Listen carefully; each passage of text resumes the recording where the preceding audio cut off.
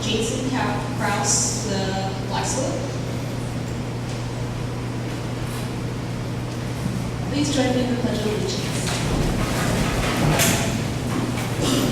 I pledge allegiance to the flag of the United States of America and to the republic for which it stands, one nation, under God, indivisible, with liberty and justice for all. Thank you, Priscilla and Dan. Welcome everybody on behalf of all the students, faculty, and supporters of Woodland Poly, Woodland High School, Pioneer High, and Woodland Christian High School. I'm Debbie Godfrey, and I'm the agricultural teacher here at Woodland Poly. Our first speaker this evening is Kim Vann. Kim is currently a Colusa County Board Supervisor. Kim's a fifth-generation farmer rancher and is one of the youngest women elected county supervisor in California history. Without further ado, I give you Kim Vann.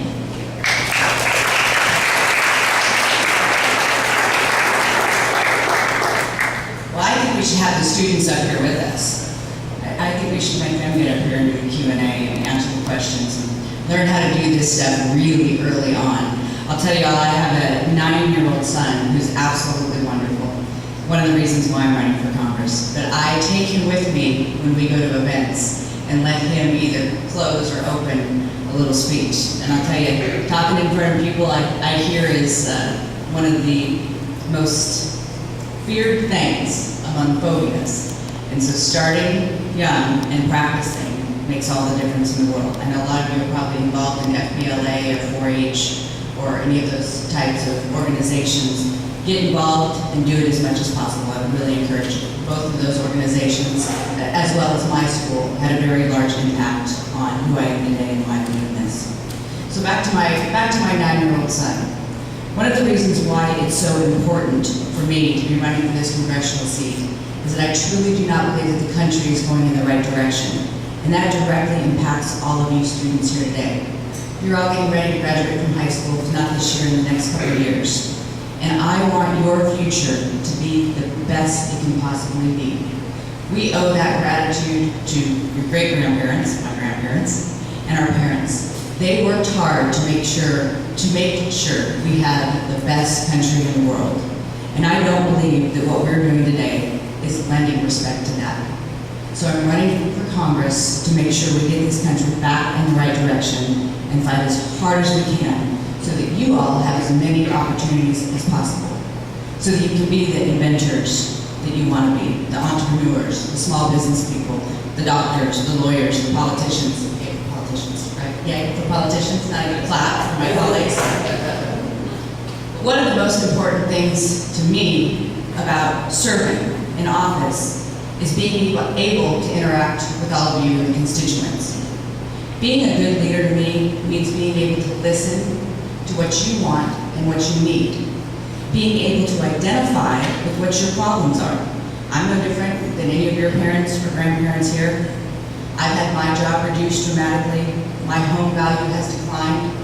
I know how hard it is to make ends meet right now. So it's important for your leaders, not only your local leaders, but your national leaders, to truly understand what your lives are like and what you're going through, and incorporate that into how they lead and the decisions that they make. You can't just vote on policies in Washington and not think through how it affects you and I here in Woodland, or Colusa, or Solano, or any part of this district. And that's the most important part of being a leader, is listening. I would encourage all of you to get as actively involved in civic and volunteer organizations as you can now, so that you can see what you need to do to help our future become a better place. We have to create more jobs, we need to get the government out of the way, and we need to protect ourselves and our national security. And I thank you very much, young man in the uniform, for all that you do.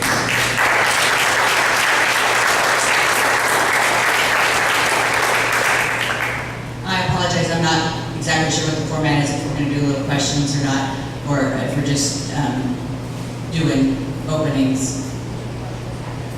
Okay, so I think I'll hand it off, but we jokingly always say all politics are local, so the two gentlemen I'm going to hand it over to know that all too well right at the moment. But being a county supervisor has been one of the greatest joys of my life, being able to see how the policies we enact affect you.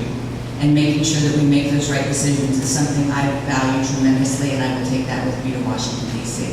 So I thank you all very much for letting me be here this evening.